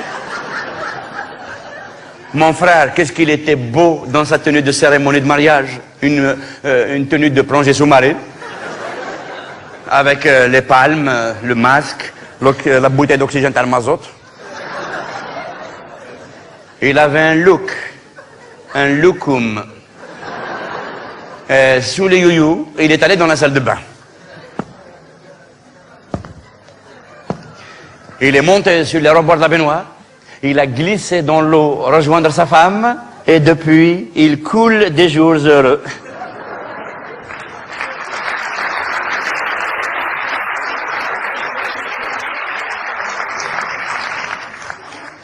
À force de vivre dans l'eau tous les jours, par un effet physique assez compréhensible, petit à petit, il commençait à leur pousser des écailles, et des nageoires, des branchies.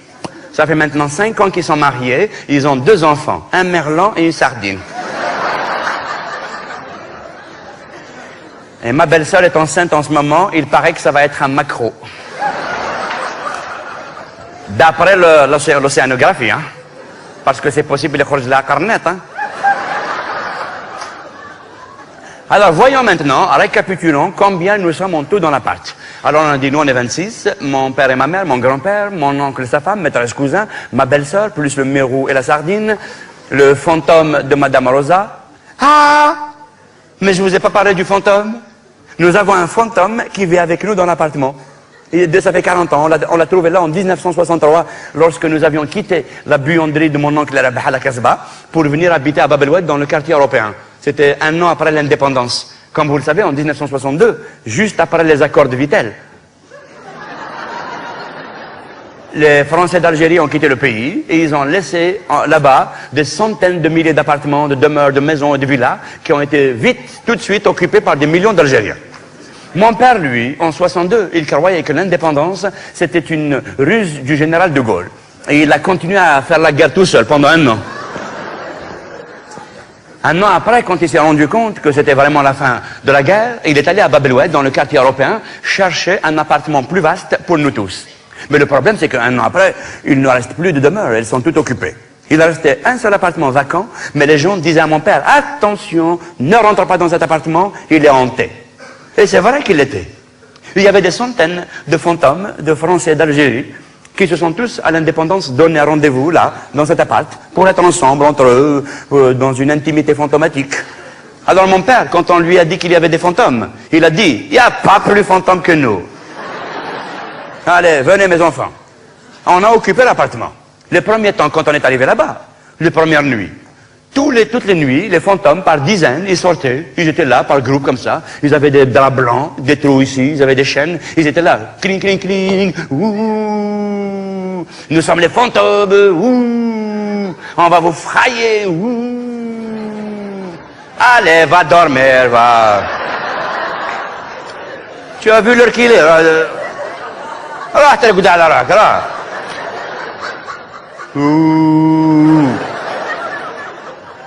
à ton âge va profiter du repos éternel Yatana au lieu de traîner toute la nuit et arrête de faire des trous dans les draps, c'est pas ta mère qui va les coudre.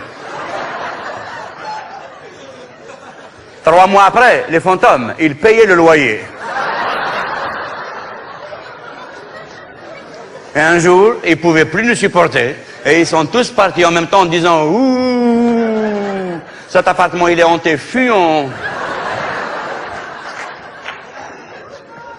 Il ne restait que le fantôme de Madame Rosa.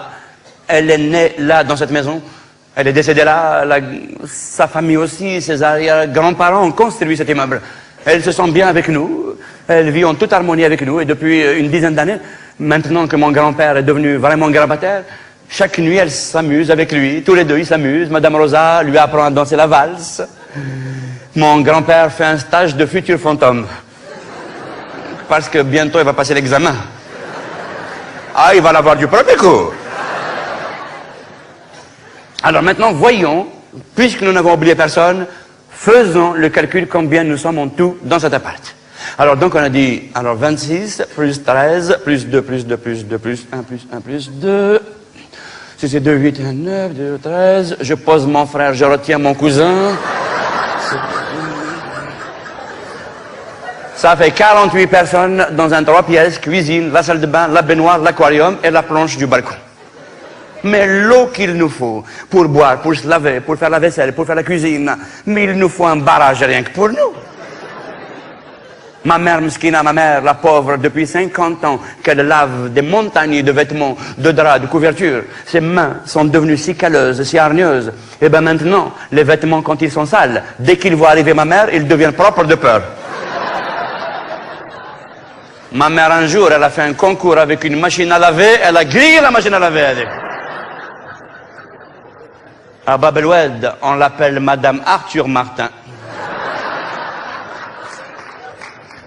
Et pour la nourriture, nourrir 48 personnes, heureusement que ma mère est très intelligente, elle a inventé le concept, l'équation, la solution, l'oubia, le macaron, skso. C'est-à-dire en français, haricots, macaroni, couscous. Pour toute la vie, le triptyque éternel, que ce soit le dimanche, le lundi ou le mardi, l'automne, l'hiver ou le mercredi, toujours haricots, macaroni, couscous, tu mangeras. Mais de temps en temps, ma mère, pour ne pas qu'on s'ennuie, ma mère nous fait des surprises. Par exemple, je vous donne un exemple. Aujourd'hui, dans le programme, nous avons l'oubia, haricots. On est tous là, la marmite est là. Et juste avant de manger, ma mère, elle arrive et nous fait « Alors, mes enfants, oui, maman. Alors, vous pensez que vous allez manger de la loubia? Oui, maman. Allez, fermez les yeux. Voilà. Eh ben, c'est des macaronis. » Waouh, waouh, waouh. Quelle surprise, maman. Ça fait à peu près un jour que nous n'avons pas bougé. Et des fois, elle nous fait la surprise de la surprise.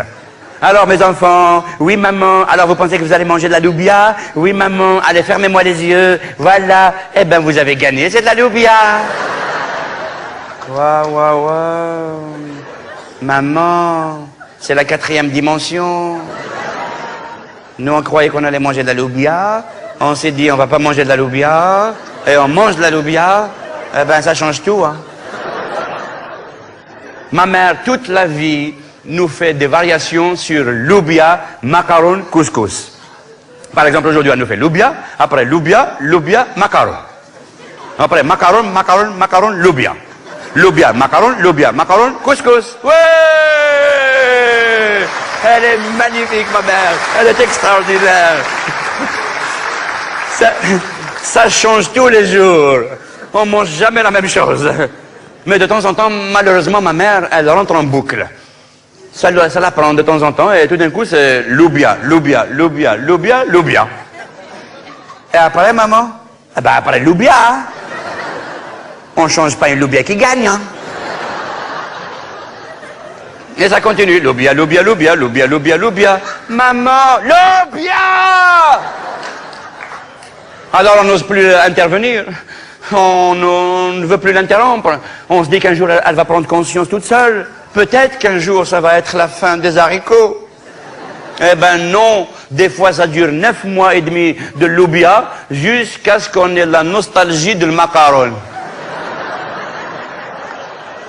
Ya le macaron, oui tu. Ya le macaron, mon amour, je t'aime. Ya habibi. Ya le macaron, où est-ce que tu étais allé t'y cacher? Ya le macaron, peut-être tu n'as jamais existé. Peut-être on t'a juste rêvé. Si vraiment tu as existé, prouve-le, reviens. Alors, au bout de 9 mois et demi, loubia, loubia, loubia, quand ça s'arrête, nous, automatiquement, on s'attend à ce qui est macaron. Parce que c'est musical, c'est comme ça. Loubia, loubia, macaron. Eh ben non, c'est couscous. Ouais! Ma mère nous surprendra toujours. À chaque fois, elle nous surprend. On s'attend à la loubia, on a le macaron. Le macaron, non, loubia. Skso, non, loubia. Macaron, macaron, non, non, skso, macaron, après loubia. Tu préfères pas le macaron, on laisse reposer sur skso, on met le loubia, après on revient avec le machin, avec ça fait équilibre sur macaron. Non? Ah ouais. Tu préfères loubia, tu préfères la technique. Ah ok. Non, non, ça c'est pas pour moi, c'est pour eux. Hein. Moi, je m'en fous, je peux rester 5 mois maintenant à couche, hein. C'est pour... Donc, tu préfères le loubia, le macaron, parce que ça. Macaron.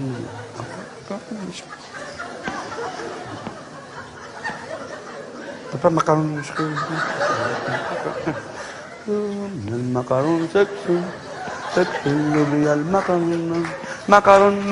loubia, le macaron sexo, loubia, le macaron sexo, loubia, le macaron, loubia, le macaron sexo, macaron, loubia,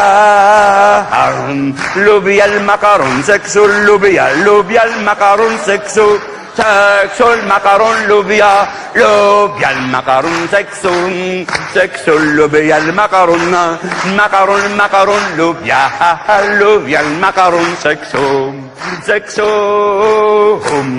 loubia, macaron, loubia, sexo, loubia, le macaron sexo, le macaron, loubia, le macaron sexo, loubia, le macaron, loubia, loubia, le macaron sexo, loubia, le macaron sexo, loubia, le macaron, loubia, loubia, le macaron sexo, loubia, le macaron sexo, loubia, le macaron, loubia, loubia, le macaron sexo, loubia, le macaron sexo, loubia, le macaron,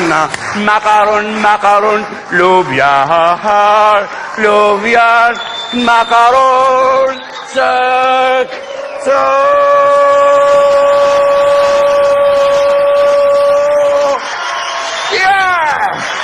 Woo! Thank you. Woo! Yeah. Woo! Yeah. Woo!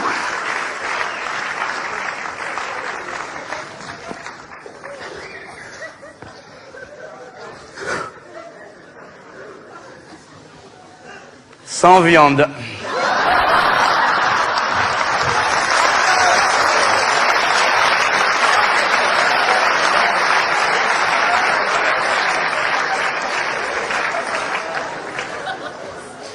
Nous n'avons jamais mangé de viande. Nous n'avons même pas le droit de regarder la viande dans les photos. Mon père, toujours, il nous dit, mes enfants, quand vous vous promenez dans les rues, ne regardez jamais les vitrines des bouchers, vous risquez d'attraper le cancer de l'envie. Ce qui fait que la nuit, quand on dort la nuit, tous comme nous sommes dans la maison, on ne rêve que de viande. Dans nos rêves, on mange des tonnes de viande. On est boulimique, nous sommes obèses, nous sommes insatiables. À côté de nous, les grands carnivores, comme les lions, les tigres, les Américains, c'est des végétariens. Nous, on mange de la viande. Tu veux pas finir le bœuf? Passe-le-moi. Ah oui,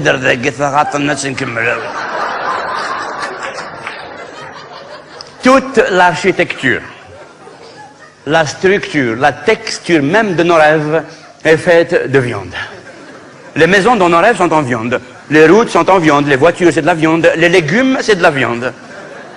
Une nuit, je me souviens, on a mangé un vélo pané à la napolitaine. Une fois, je me souviens, j'ai fait un rêve effarant, un cauchemar atroce.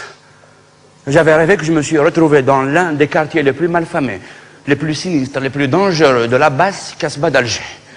Je vous jure, si ce n'était pas un rêve, jamais je mettrais les pieds là-dedans. Dès que je me suis retrouvé là, je me suis dit, ouais, Mohamed, objectif numéro 1, sortir de la Casbah. Objectif numéro 2, sortir du rêve. J'ai commencé à chercher une issue par laquelle je pouvais m'échapper. J'ai vu une ruelle et je m'y dirigeais. Et j'entends des pas derrière moi. Le même genre de pas que ceux de Dracula, tels qu'on les imagine la nuit, juste avant de dormir, quand on lit le livre de Bram Stoker et qu'on fait ce genre de rêve, comme celui que je vais vous raconter là maintenant. Je vais à gauche, à droite, qu'est-ce qu'ici? Ça Ça y est.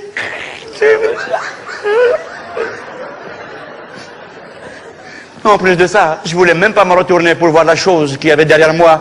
Je me suis dit comme ça, si la chose qu'il y a derrière moi, elle me tue, je meurs sans garder le souvenir de la chose qui m'aura tué. Voilà. Tu meurs tranquille, tu gardes pas de mauvais souvenirs. Et tout d'un coup, je me suis dit, mais Mohamed, c'est peut-être juste quelqu'un qui va chez lui, ne t'inquiète pas. C'est juste, il fait des pas comme toi, c'est normal, tout le monde fait des pas. Il n'y a pas que toi. Allez, vérifions d'abord si c'est toi qui le suis. Alors je fais un pas. 2 pas, 3 pas, je m'arrête, les pas ils font 1 pas, 2 pas, 3 pas, ils s'arrêtent. Je suis foutu. Et tout d'un coup je voulais me donner du courage et je me suis dit, n'aie pas peur Mohamed. Je me suis dit comme ça parce qu'à l'époque, avant d'émigrer ici en France, je m'appelais encore Mohamed. Ah ben oui, c'est normal, si c'était ici en France que j'avais rêvé, je me dirais, t'emballe pas, Michel. Ben oui, bien sûr. Pas de rififi, Michou. Non mais arrête avec ta parano, Mich. Non mais attends, non mais t'es louf ou quoi, là? Non mais attends, qu'est-ce que tu nous fais, là? Non mais arrête tes conneries, là. Non mais attends, tu t'imagines que c'est pas parce qu'il y a un mec derrière toi qu'automatiquement le mec va te poignarder.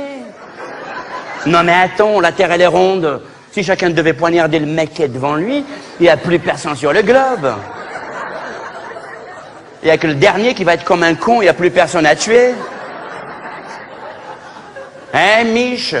Si ça se trouve, le mec qui est derrière toi, là, il a encore plus peur que toi. Depuis tout à l'heure, il doit se demander, mais qu'est-ce qu'il fait ce mec à me suivre devant? Hein, Mich, t'es en France.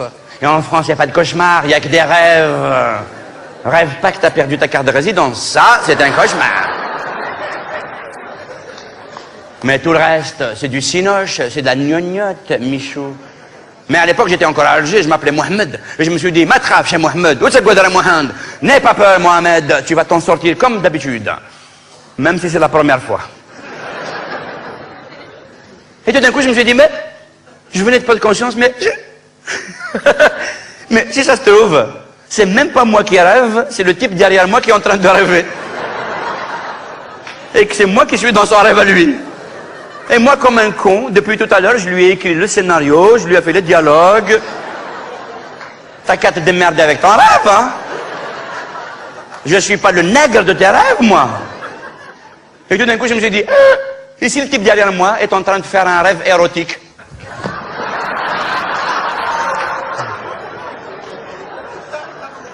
Je me retourne et je vois un énorme beefsteak de 200 kilos. Dégoulinant de moutarde qui me fait j'y vais te manger. C'est un beefsteak arabe, il parle pas très bien français. C'est pas un beefsteak, c'est un bouftik. Heureusement qu'il était lourd. Et moi, dès que je l'ai vu, j'ai couru comme un fou. J'ai vu une porte, je voulais m'échapper par la porte. La poignée de la porte, c'était une côtelette d'agneau grillé. Juste au moment où j'allais l'attraper, le chien Areski a sauté sur la côtelette, il a arraché la poignée et il est parti avec. Kiki, viens ici! Et je lui courais derrière. Et puis j'arrive dans un autre quartier, un peu plus loin, et j'ai trouvé des escaliers qui descendaient du haut de la Casbah jusqu'à la mer. Et j'ai vu des dunes de sable chaud. Et j'ai vu des embruns d'eau de mer venir jusqu'à moi. Et j'ai vu de la lumière poindre à l'horizon. Et je me suis dit, c'est la lumière, je suis sauvé, c'est la liberté. Et j'ai commencé à courir. J'ai couru jusqu'en bas des escaliers. Qu'est-ce que je trouve en bas des escaliers qui m'attendait adossé contre le mur et qui me regardait menaçant? 2 énormes jambons. Ah non, pardon. C'était pas des jambons, c'était des gigots d'agneau. اسمح لي يا ربي يا ربي اسمح لي يا ربي اسمح لي يا ربي اسمح لي.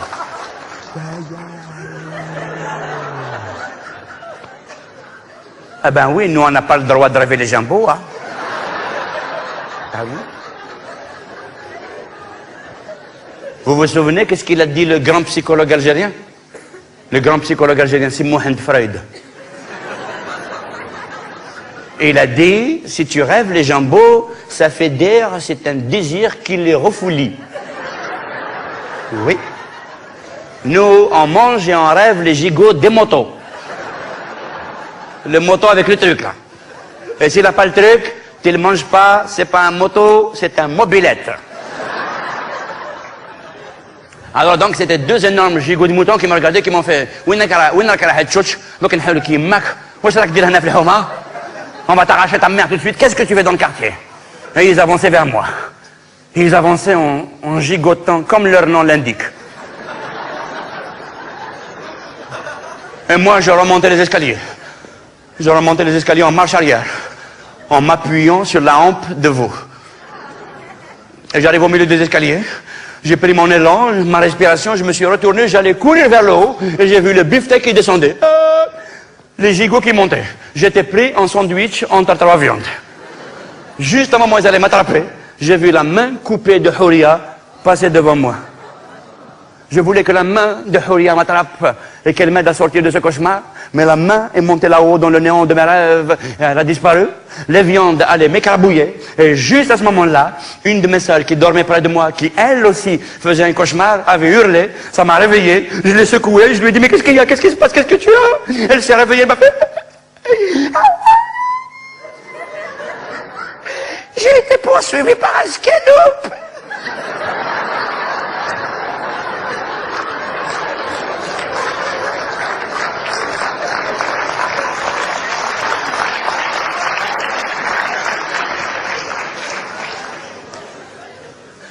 Une seule fois dans notre vie, on a failli manger de la viande. Voilà, là, -5. Ma tante venait de mourir.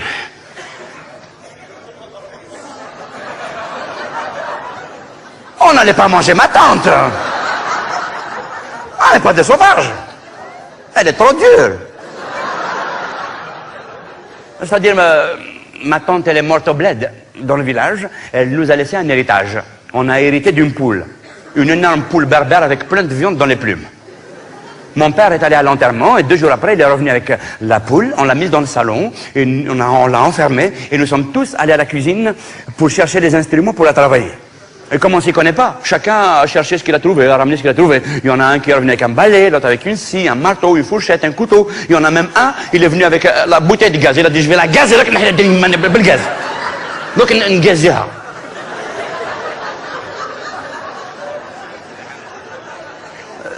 Tellement nous sommes profanes dans le traitement des gallinacés. Et en rang solidaire, armés jusqu'aux dents, on a foncé sur la bête. La poule, elle nous a regardés.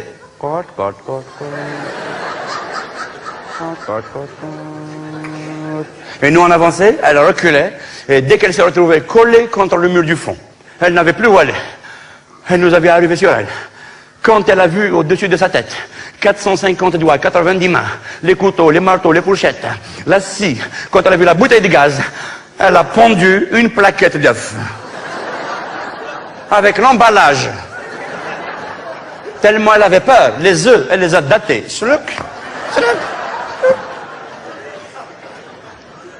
Et juste au moment où on allait la frapper, raf, elle est tombée dans les pommes et elle est morte d'une crise cardiaque. Avec un infarctus du numéro 4. Ma mère, elle l'a mise dans une cocotte minute algérienne, aérodynamique et turbonucléaire, fabriquée à Inoussara. Elle a mis sur le feu, et nous tous les 47, on est tous rentrés dans la cuisine pour ne rien rater de l'événement historique. Et on était tous serrés là-dedans à attendre que ça cuise. Hey, même aujourd'hui on va manger de la viande. Hey, même c'est bien sexuel. Ça cuit, ça cuit, ça cuit, ça cuit. Et dès que ça a cuit, ma mère elle a éteint, elle a enlevé le sifflet, une pression énorme est sortie de la cocotte minute. Et la cocotte, tout d'un coup, incroyable mais vrai, elle s'est mise à s'élever dans l'air. Elle s'est mise à tournoyer. Et nous, on était là. Ouais, yeah. La fenêtre de la cuisine était ouverte et la cocotte, elle a fait. Viens. Elle est partie dehors, dans le ciel de Babelwed. Elle s'est envolée. Et nous tous, on a dégringolé les escaliers. Nous sommes allés dans la plus grande avenue du quartier et on lui courait derrière. La cocotte minutana, reviens.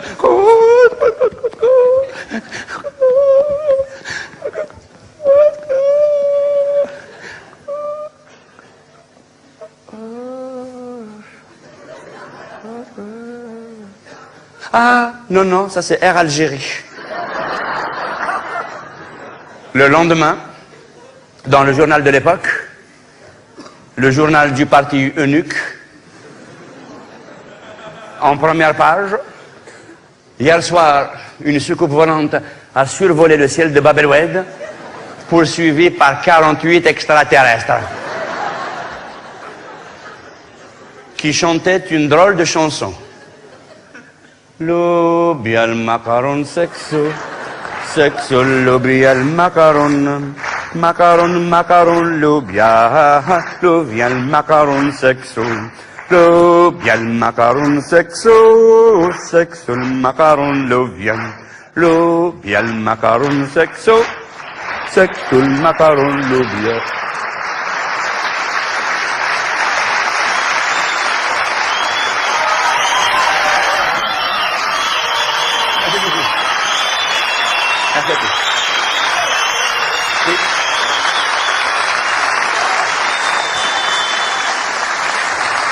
Merci.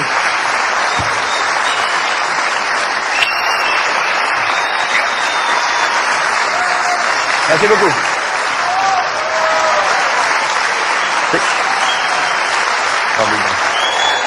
C'est comme ça, hein? Merci à tous. Merci.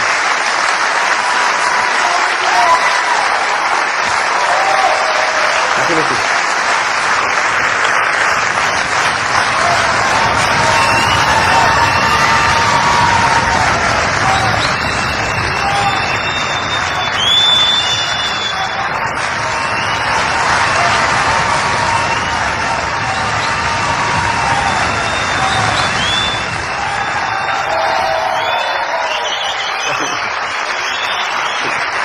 Comme ça, hein?